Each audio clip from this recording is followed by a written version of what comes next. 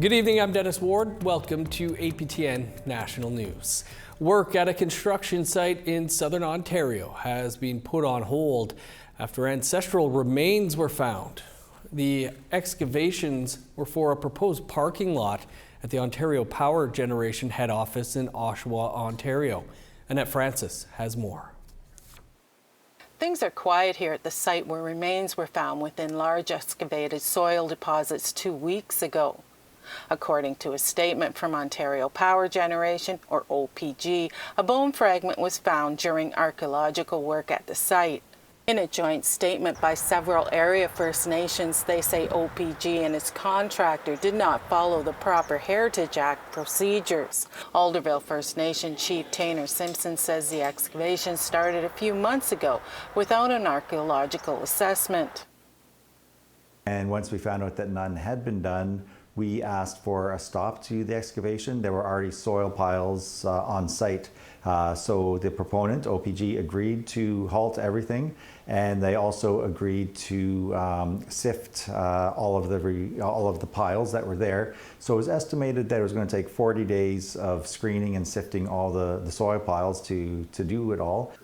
Former Chief Dave Mowat was there 10 years ago when this plaque was erected to educate the public of the area. He's now a senior Indigenous engagement advisor for Canadian Nuclear Laboratories. Mowat agrees proper procedures weren't followed. There's 4 stages in the archaeological assessment process, stage 1 to 4. And 4 can mean mitigation and excavation of sites. But it seems to me that there was a lack of oversight, complete oversight that should have occurred. Again, it's not a surprise to me because it continues to happen. With the level of development occurring in Ontario, Southern Ontario, it's almost like our prehistory is being eradicated from the ground. That's my lament is that with such development and, to coin a term, paving over paradise to put up a parking lot. Simpson says the full scale of the destruction won't be known until all the material has been screened. The site is located near the shores of Lake Ontario at a historic area called Scugog Carrying Place. And this was an area where our people would meet at all times of the year. It's where the north shore of Lake Ontario met the Trent River system, and this is where a lot of trades would happen, a lot of ceremony would happen, and a lot of deals, like trade deals, would be made. So this was a hub of activity, and it was also in an area where on the shores of the rivers and the lake there, where people would bury their relatives once they passed on. Simpson says in spite of receiving an apology from OPG last week, more work needs to be done. I think this is where the dialogue and negotiations would become forefront. So obviously there's some work that we need to do with OPG. We need to reframe our understanding. And I think we just have to sit down at the table and really talk about what our partnership looks like moving forward. According to OPG's statement, it is committed to working with First Nations to ensure a full investigation is complete. Simpson says it could take up to a year to sift through every pile of soil here, but says the search shouldn't end until every bone fragment is found and returned to a safe resting place. Annette Francis, APTN National News, Oshawa, Ontario. Thanks, Annette. Thursday marked day 2 of the First Nations Summit in Gatineau, Quebec. The idea behind the summit is for the Liberal government to consult with First Nations on which economic projects are in the national interest and how the government should proceed. APTN's Fraser Needham reports. Mark Carney says he wants to hear from First Nations on how best to proceed on economic projects that are deemed in the national interest. This is the Prime Minister speaking to media prior to the beginning of the second day of the summit. And so the level of engagement, the seniority of engagement, I'm here, I'll be here all day with my ministers, and principally here to listen to about that how and that engagement. And here's Carney speaking again about the importance of the government listening to and consulting with First Nations in his opening speech. And the emphasis on listening, Ishko Day. We are here to listen, and we are starting as we mean to go forward, by listening, engaging, working together. There were numerous pleas from First Nations leaders to slow down on the passage of Bill C-5, the government's signature piece of economic development legislation that Indigenous groups say could be used to override their rights. The Liberals rammed the piece of legislation through Parliament and the Senate in 2 weeks with virtually no committee consultation in the spring. Speaking outside the summit on Thursday morning, Assembly of First Nations National Chief Cindy Woodhouse-Nepenak says she was disappointed the Prime Minister's staff decided to prevent media from covering her keynote speech, something she wanted them to hear. They must have just made that decision. Yeah, of course we're not the ones organizing today. We didn't, rightfully so. The Assembly of First Nations, of course, walks a fine line, as many people, know how that can be. Southern Chiefs Organization Grand Chief Jerry Daniels says he understands the Prime Minister wants to fast-track key economic projects and cut through red tape. But he says Carney may be unrealistic when it comes to the creation of a major projects office. The big push here, I think, is trying to create a framework for consultation, a framework for how are they going to see economic development or large-scale projects move throughout Canada, and they want to create a one-shop model that's going to work for everybody. I don't think that necessarily works. You have different cultures, different beliefs right across the country, and so some of us do things in a different way. But the Prime Minister does have his supporters when it comes to Bill C-5, and one of them is Chinapaqua Dakota Nation Chief Clayton Brown. It brings a lot of clarity to our nation where projects and like the oil pipelines through North Corridor. These are the things that we feel that we can benefit from. But at the same time, AFN Regional Chief for British Columbia, Terry Teachy, says the Carney government has missed an incredible opportunity by not including First Nations next week in the First Minister's meeting on the Trump tariffs and failing to seriously engage them on how best to move forward in these troubled economic times. I think the issue is frustration, really frustration from First Nations, because quite simply we could have been part of the solution and really having to deal with this existential crisis that is from the Trump administration. Fraser Needham, APTN National News, Ottawa.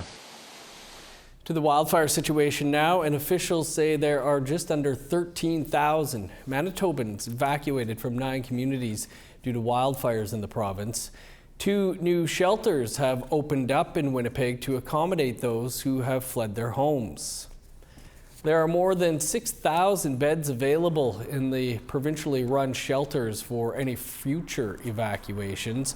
Hotel rooms are set aside for evacuees with higher medical needs. Officials say that on Monday, 705 more people were moved to hotels from shelters, with a total of 68 hotels providing rooms. The fire danger level is high to very high in most of Manitoba and is especially extreme in the northeast region. The wildfire near Garden Hill First Nation is still very active, but there have been no reported structure losses. Despite many fires burning near communities, forecasted winds and weather have officials believing no other communities are currently under threat. Wildfires are wreaking havoc in Saskatchewan, so the Saskatchewan Public Safety Agency has called in firefighters from outside Canada to help battle the blazes. Video journalist Rachel May has been following that story. The SPSA has called on partners from across the province, but also from across Canada, the United States, and right around the world. The fires have forced evacuations and blocked vital roads.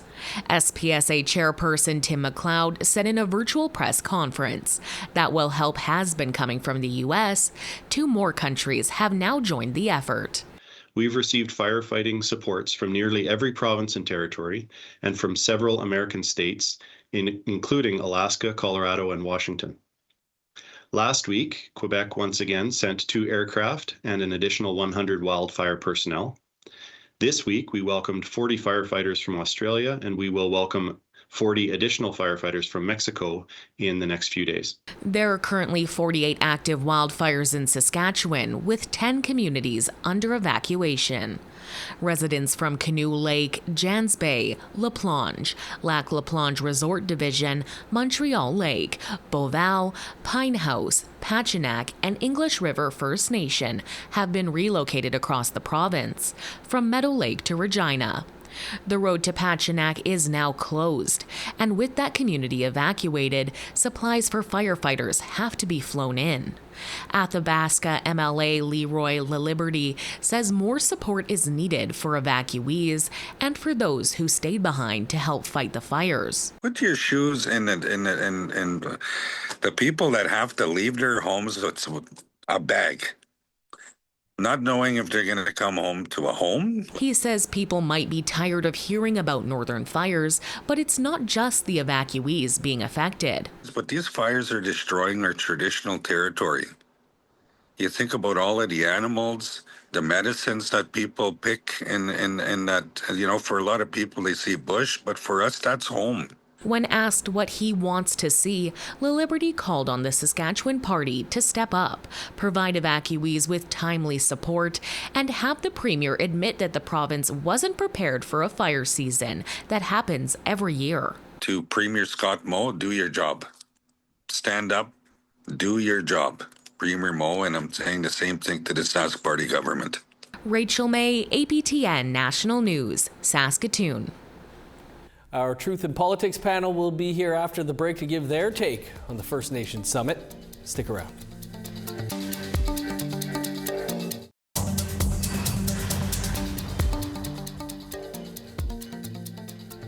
Welcome back. As we've been reporting, First Nations leadership is in Gatineau, Quebec, meeting with the Prime Minister and other federal cabinet ministers about Bill C-5. The federal bill and a similar bill in Ontario are also now the focus of legal action in Ontario, launched by 9 First Nations who say the legislation violates rights and threatens the land and water. However, there are some First Nations who see this moment as an economic opportunity. For more, our Truth in Politics panel is here. Negon Sinclair is a columnist with the Winnipeg Free Press, and helping us out this week is lawyer, professor, and activist Pam Palmater. Pam, Negon, great to have you with us. Negon, as with anything, of course, not all First Nations are opposed to this federal bill. A number in Alberta have shown their support. 10 First Nations in Manitoba announced earlier this week they see the legislation as a tremendous opportunity and back the idea of a trade route and utility corridor to Hudson Bay. Is it likely the feds will move ahead or want to move ahead with projects that already have First Nation support? We saw some gesture to that by the Prime Minister in his speech this morning, sort of listing off successful initiatives. But I will say that if you look a little deeper into those initiatives, they created a great deal of fracture in communities between chiefs and grassroots people, especially when it came to the environment, the things that Pam are talking about. I said just a minute ago that this bill may not be in the interests of First Nations, and that's who I'm talking about. What I'm talking about is those elements within First Nations that don't always feel represented by their chiefs and councils, which are designations by the Indian Act. And there are, for example, hereditary chiefs that traveled to Ottawa, and time will tell, although I've been looking on my social media fields whether they got into that meeting or not. They certainly were not invited. And there is a kind of move within the federal government to want to work with certain First Nations and not others, and sort of talk about those First Nations that want to co-own resource projects like mines, pipelines, certain energy projects, and so on. It has been called by several First Nations who wrote letters to the government this week a divide and conquer tactic that we know well in the past. And we think back to that meeting that Stephen Harper offered to First Nations by saying we will handpick those First Nations leaders, or we will certainly only recognize certain First Nations leaders who want to work with us, and we'll work with them. They will find that project that has a real big dead end as that approach. And the other problem, of course, is that if I were organizing this meeting, I would not ask chiefs to come to Ottawa. I would have sent the Prime Minister and the Cabinet, or the ministers that are responsible for this, to First Nations as just a gesture of building trust. Trust has been the number one issue here, which is easily fixable. If you, for instance, worked regionally, which is what the Prime Minister did mention in the meeting and in his announcement this morning, that there will be regional meetings, I actually think that will get things farther done to try to create some sense of unanimity in those regions around certain projects. And I think that certainly would get away from the divide and conquer tactic that this looks like. Pam, the flip side, of course, as this summit is happening, 9 First Nations in Ontario have already launched a legal challenge over the federal government's C5, Ontario's Bill 5. How do you think this might play out, and do you think we might see more legal challenges? I think you will see more legal challenges, and not just from First Nations. There's a whole host of informal groups, like Nigan was referencing, community members. There's Indigenous women groups that are very concerned about what these projects will do, environmental groups, conservation groups, human rights groups, and they've been known to come together before to challenge on a wide variety of fronts, not just on the Indigenous rights aspect, but the environmental is really big here. And I think all of this is being conflated in the media as those who support the legislation specifically, i.e. violating Indigenous rights and environmental protections, versus First Nations, some First Nations saying, hey, we're open to agreements, we're open to development, because no one has said all First Nations are against development or projects or collaborations. It's the ability, the constitutional and international human rights ability to say no, yes with conditions, or you know what, maybe this project just simply can't go ahead. It's the ability to say and look at all of these projects and say, this doesn't work. This one is just too damaging and too risky. Oh, this project does work. Okay, let's collaborate on this, and how are we going to work that out? By having a piece of legislation that just allows to circumvent that process means it gets conflated in the media, and Canadians are saying, oh, look, First Nations, they're just trying to stymie progress. They're just trying to stymie our ability to counter Trump tariffs, when those two have not been connected. There's been no economic analysis that shows, okay, rushing on projects will somehow counter Trump tariffs. Those two things aren't directly related. And so part of the problem is going to be all of this political confusion around who's saying what and what does it mean and what's going to happen in the end. And at the end of the day, it's every single impacted First Nation that gets to say yes or no to these projects and what those conditions could be. So it doesn't matter if 10, 20, or 50 First Nations say, I like this legislation. If they're not impacted, that's not going to be relevant in a specific territory. And we kind of all have to remember that this is really about our overall well-being, and that includes Canadians here. Pam, Nigan, we'll have to leave it there. Thanks to you both. Yeah, Thank you. And you can hear and watch more of that conversation on the Truth and Politics podcast and on our APTN News YouTube page. Of course, we're always looking for your feedback or story ideas. Here's how you can continue the conversation with us. If you have a story you want to share, you can send us an email to news@aptn.ca. To read and watch our stories, go to our website, aptnnews.ca. You can also find us online on your favorite social media sites, including TikTok, YouTube, LinkedIn, and X. Follow APTN News to join the conversation and see our latest stories. The Back to Potash Festival gets underway this weekend, but those attending may be greeted at the doors by more than just volunteers. More on that after the break.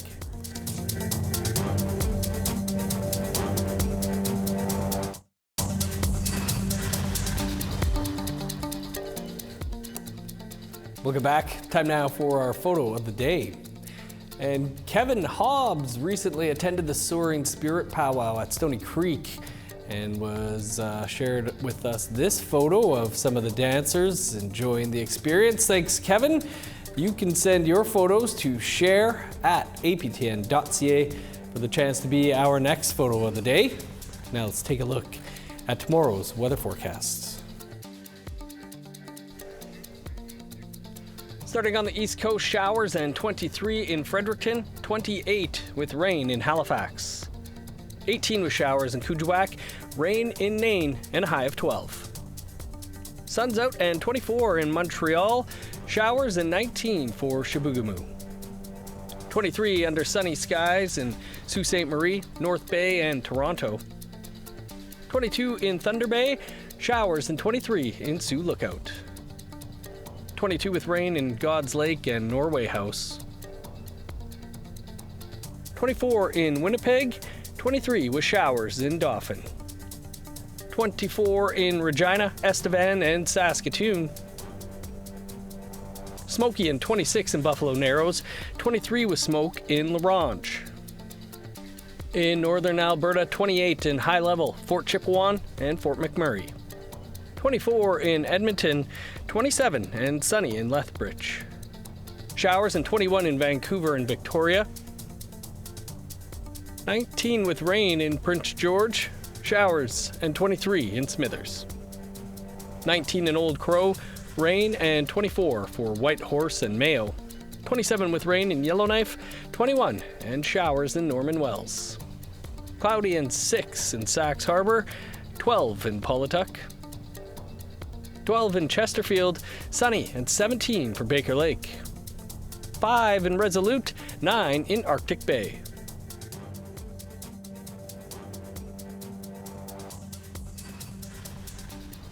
This weekend marks the annual Métis Nation Saskatchewan Back to Batoche Festival, running July 17th to 20th at the Batoche National Historic Site. The festival brings Métis people together for a weekend of culture, history, and tradition. On Friday morning, festival goers will be greeted with a peaceful demonstration planned for outside of the grounds. Campers have already started arriving with tents and trailers, preparing for 4 days of Métis events. Some of the entertainment happening includes a grand entry Friday morning, chuck wagon and chariot races, as well as concerts. Earlier this week, M&S announced 2 elected representatives previously barred from their swearing in will have a makeup ceremony, though details on timing or their status at the provincial Métis Council meetings remain unclear. As a result, a grassroots group is organizing a peaceful protest outside the festival gates Friday, stating in their poster that the demonstration is about holding the M&S government accountable, not disrupting festivities or citizens. And that's all the time we have for your APTN National News for this Thursday. You can find a whole lot more on the First Nations Summit in Gatineau over on our website, aptnnews.ca. And Creason will be here tomorrow at 1 p.m. Eastern Time for your first look at the day's news. I'm Dennis Ward, Marcy McGuitch. Thanks for being with us. Stick around for an encore presentation of Face to Face. That's coming up next. Have a great night.